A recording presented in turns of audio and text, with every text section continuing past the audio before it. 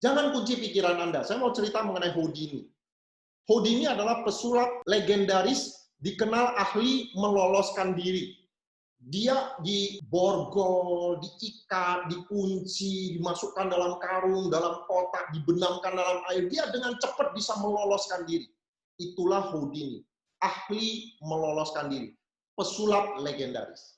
Tapi akhirnya orang tahu rahasia triknya Houdini. Ternyata rahasia Houdini ada di kaki tumitnya. Itu di bagian tumit itu kapalan. Dan dia belah sedikit untuk masukkan kawat kunci. Jadi dia ada kawat kunci yang diselipkan di tumitnya. Nah, kalau dia diborgol ya, dimasukkan dimanapun juga, dia secepat kilat dia keluarin kawat kunci di tumitnya, kemudian dia bisa buka borgolnya. Rahasia itu tersebar, semua orang tahu. Nah, suatu hari ada sebuah bank internasional di London menantang Houdini. Houdini, kamu berani nggak kita kunci kamu di dalam ruang khazanah bank, semacam brankas raksasa, kami masukkan, kami kunci 4 menit untuk kamu meloloskan diri. Siap nggak kamu menerima tantangan ini? Lalu Houdini mikir sejenak, oke, siapa takut? Ya, Houdini menyambut tantangan itu. Nah, pada hari H, ternyata si bank internasional ini mengundang seluruh media. Mulai dari wartawan surat kabar, majalah, radio, televisi, semua diundang untuk meliput acara pertunjukan itu.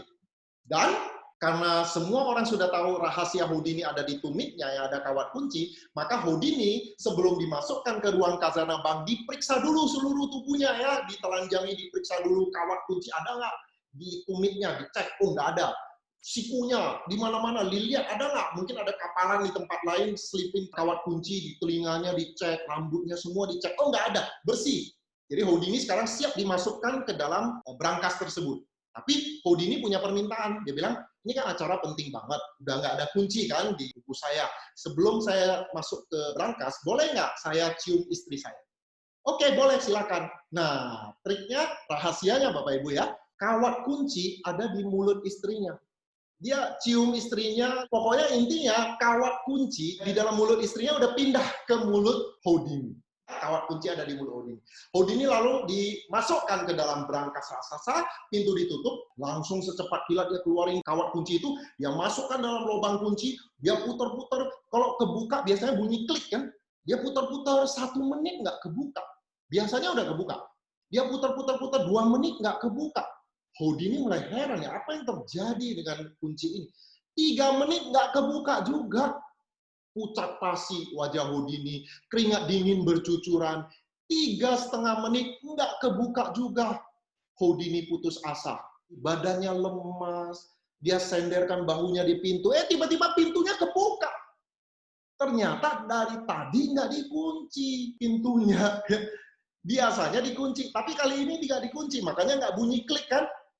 Tiba-tiba kebuka. Rupanya bank internasional ini mau ngerjain Houdini, ya, mau di-prank ya.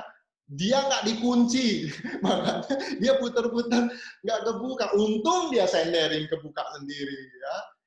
Akhirnya selamatlah reputasi Houdini di pertunjukan tersebut.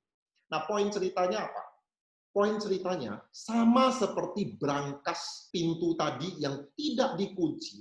Pikiran kita nggak ada yang kunci, Bapak Ibu. Pikiran Anda dan saya nggak ada yang kunci.